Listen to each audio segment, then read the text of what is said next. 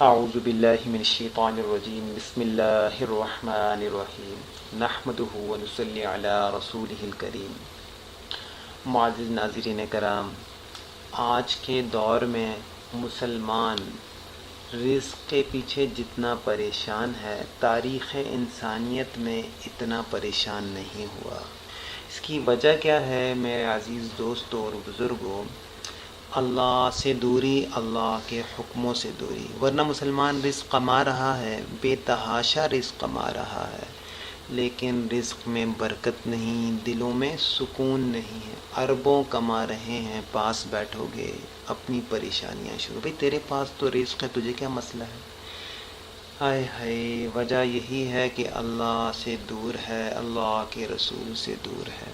اللہ نے دو کام بتلائے ہیں، اللہ کے رسول نے بھی اس کا حکم دیا۔ جو اہتمام کرے گا اللہ رزق بھی دیں گے، راحت، چین، سکون، اطمینان بھی نصیب فرمائیں گے۔ سب سے پہلی چیز کیا ہے؟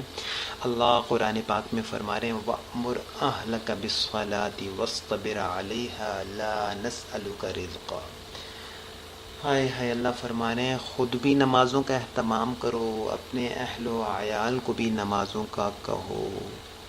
رزق میں تم سے نہیں کہتا، رزق میں تمہیں دوں گا۔ اللہ فرما رہے ہیں رزق کی گارنٹی اللہ لے رہے ہیں کہ میں رزق تمہیں دوں گا۔ تم نمازوں کا اہتمام خود بھی کرو، اپنے گھر والوں کو بھی نمازوں کا کہو۔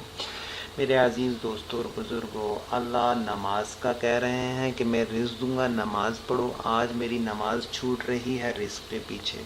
اللہ چاہتے ہیں نماز کے لیے آ، میں تیری پریشانی دور کروں، لیکن میں کہہ رہا ہوں میری پریشانی پہلے ختم ہو جائے پھر میں نماز کے لیے آؤں گا۔ میرے عزیز دوستوں اور بزرگوں، نمازوں کو اہتمام کے ساتھ ادا کرنا۔ اللہ کے رسول نے فرمایا جو نمازوں کا اہتمام کرے گا اللہ اس کو 5 انعامات دیں گے۔ نمازوں کا اہتمام مطلب نمازوں کے وقت پر نمازوں کو پڑھنا اور سکون سے نماز ادا کرنا۔ نماز فرمایا مومن کی معراج ہے، سکون سے اللہ سے ملاقات کرے نماز کے دوران۔ اچھا، تو فرمایا نماز کا جو اہتمام فرمائے گا، اللہ کے رسول کی حدیث کا مفہوم ہے نماز کا جو اہتمام فرمائے گا اللہ اسے اس دنیا میں 5 انعام دیں گے، 5 انعام دیں گے۔ اور سب سے پہلا انعام کیا دیں گے کہ نمازی کی رزق کی تنگی اللہ دور فرمائیں گے۔ اللہ اپنے ذمے لے لیں گے اس کی نماز، رزق کی تنگی اللہ دور فرمائیں گے۔ اس کا رزق میں اس کا کھانا بھی ہے، پینا بھی ہے، رہنا بھی ہے، سہنا بھی ہے، اس کا اوڑھنا بچھونا یہ اللہ کے ذمے ہو جائے گا، لیکن نمازی نماز کا اہتمام کرے۔ سب سے پہلی چیز تو یہ ہے میرے عزیز دوستوں اور بزرگوں۔ دوسرا کام جس کا اللہ حکم فرما رہے ہیں، اللہ رزق کی تنگی کو دور فرمائیں گے، وہ ہے استغفار۔ استغفار سے اللہ رزق کے دروازے کھولتے ہیں۔ اللہ اپنے کلام پاک میں فرما رہے ہیں استغفروا ربکم انہ کان غفارا یرسل السماء علیکم مدرارا ویمددکم باموال وبنین۔ اللہ اکبر، اللہ اکبر۔ اللہ کیا فرما رہے ہیں؟ اللہ فرما رہے ہیں تم استغفار کی اللہ سے کثرت کیا کرو، مطلب اللہ سے اپنے گناہوں کی کثرت سے معافی مانگا کرو۔ اچھا، اس سے کیا ہوگا؟ اللہ فرما رہے ہیں میں تمہیں مال بھی دوں گا، اولاد بھی دوں گا۔ میں مال بھی دوں گا، اولاد بھی دوں گا۔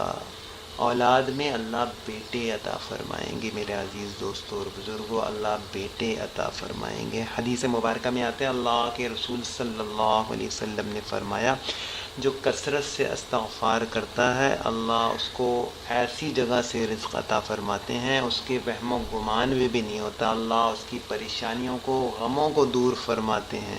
آج مسئلہ ہی تو یہ بنا ہوا ہے، کما رہا ہے، پریشانیاں، غم اندر بھرے پڑے ہوئے ہیں، لیکن وجہ کیا ہے میرے عزیز دوستوں اور بزرگوں؟ اللہ کے حکموں پہ نہیں کما رہا۔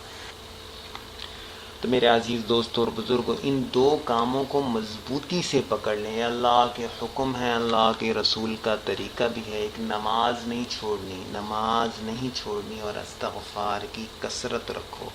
اللہ سے اپنے گناہوں کی معافیاں مانگتے رہو۔ فرماتے ہیں اللہ کے رسول نے فرمایا استغفار، اپنے گناہوں پر معافی مانگنے والا ایسا ہے کہ اس نے گناہ کیا ہی نہیں ہے۔ میرے عزیز دوستو، اللہ مجھے بھی عمل کی توفیق عطا فرمائے، آپ کو بھی عمل کی توفیق عطا فرمائے۔ السلام علیکم ورحمۃ اللہ وبرکاتہ۔